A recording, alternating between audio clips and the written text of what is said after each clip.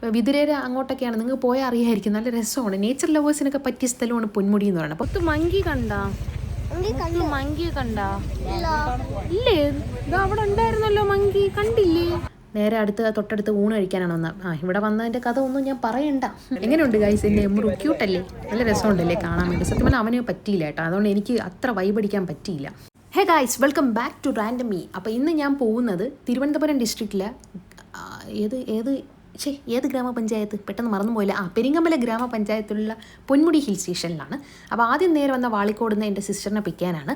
സിസ്റ്ററിനെയും പിക്ക് ചെയ്തു. അവരുടെ കാറിൽ പോകുന്നുണ്ട്, നമ്മൾ നമ്മുടെ കാറിൽ പോയി. സിസ്റ്ററിനെ പിക്ക് ചെയ്തതിന് ശേഷം എൻ്റെ ഒരു കസിനും കൂടെ വരണമെന്ന് പറഞ്ഞുകൊണ്ട് അവരെയും കൂടെ അത് തൊളിക്കോടാണ് കേട്ടോ, അവിടെ പോയി പിക്ക് ചെയ്തു.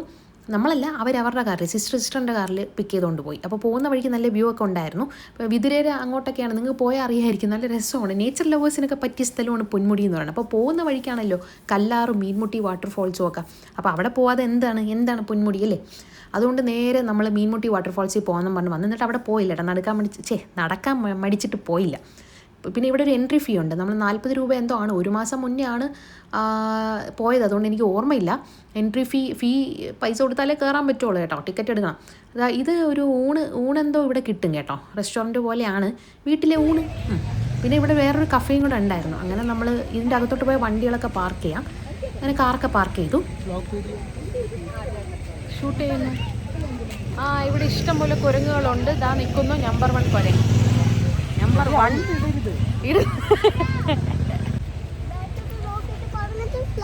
മുത്തു മങ്കി കണ്ടാ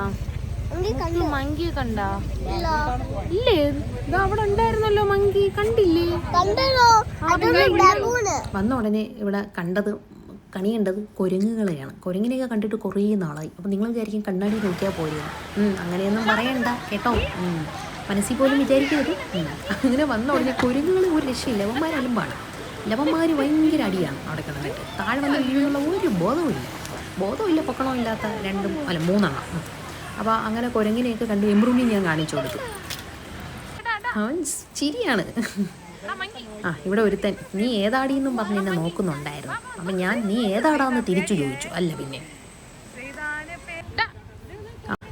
അവന് അങ്ങനെ ഒറ്റയ്ക്ക് ഉല്ലസിക്കുകയാണ് കാടിൻ്റെ ഇടയിൽ കൂടെ.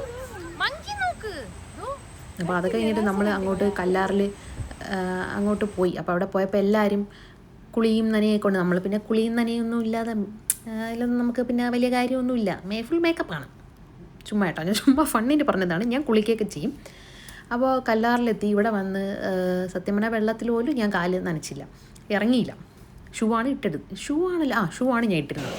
ഇവിടെ വന്ന് കുറേ ഫോട്ടോയൊക്കെ എടുത്തു. നമ്മുടെ അടുത്ത ചടങ്ങ് പരിചയപ്പെടുത്തലാണ്.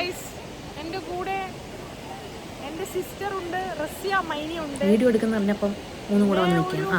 എൻ്റെ കണ്ണാടിയും വെച്ചിട്ട് ഷോയ്ക്കൊരു കുറവുമില്ല, സ്വന്തം കണ്ണാടി എന്നാണ് വിചാരം.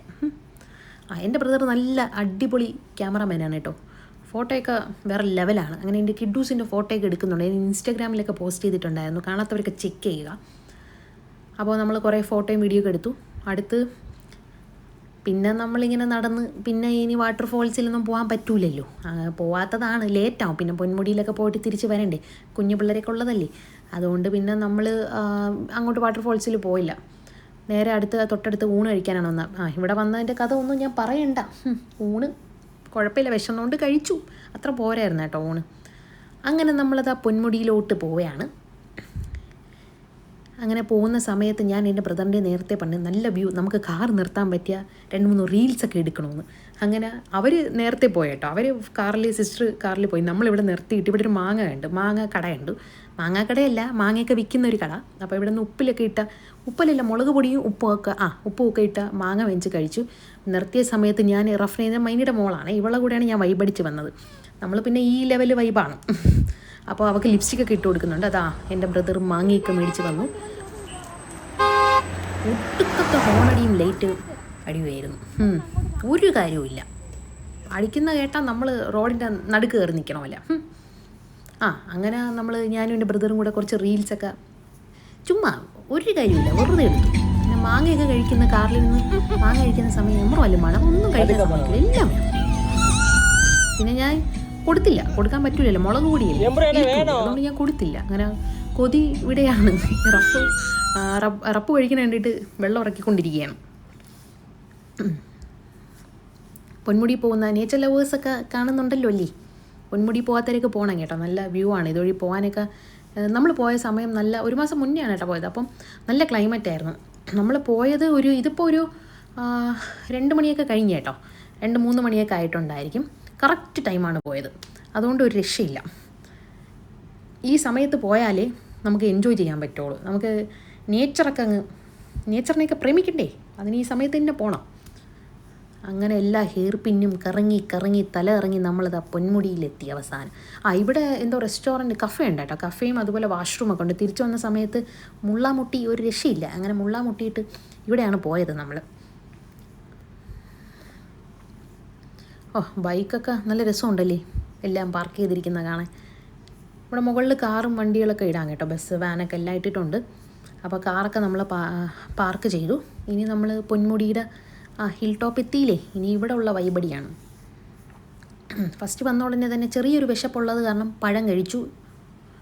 എൻ്റെ എമ്രൂനെ കളിയാക്കിയാണ്. എൻ്റെ സിസ്റ്റർ ആണെങ്കിൽ ഒരു തൊപ്പിയൊക്കെ കൊണ്ടുവന്നിട്ട് ഇത് വെച്ചു കൊടുത്തു. തണുപ്പ്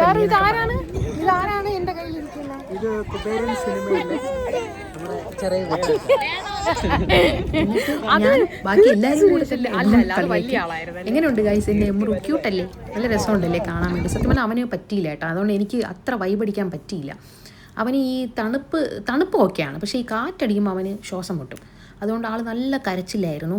പിന്നെ തലയിൽ ഈ തൊപ്പിയും കൂടെ വെച്ചപ്പോൾ പിന്നെ മങ്കി ക്യാപ്പും കൂടെ വെച്ചപ്പോൾ ഒന്നും പറയാനില്ല. നല്ല കരച്ചിലായിരുന്നു.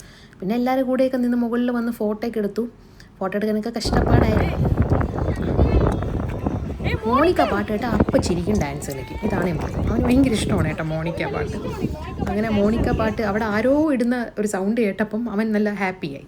എന്നിട്ട് പിന്നെ ഞാൻ താഴെ കൊണ്ടുപോയി കാറിലാണ് ഇരുത്തിയിരുന്നത്. അതാ മൂടൽ മഞ്ഞൊക്കെ വരുന്നുണ്ട്. എനിക്കാണെങ്കിൽ നല്ല ആഗ്രഹം ഉണ്ടായിരുന്നു അങ്ങോട്ടൊക്കെ പോകണമെന്നൊക്കെ, പക്ഷേ പറ്റിയില്ല. എൻ്റെ എമ്രു എന്നെ സമ്മതിച്ചില്ല ഗൈസ്. ആ വിഷമം സഹിക്കാൻ വയ്യാതെ ഞാൻ ഒറ്റയ്ക്ക് കാറിയിരുന്നു.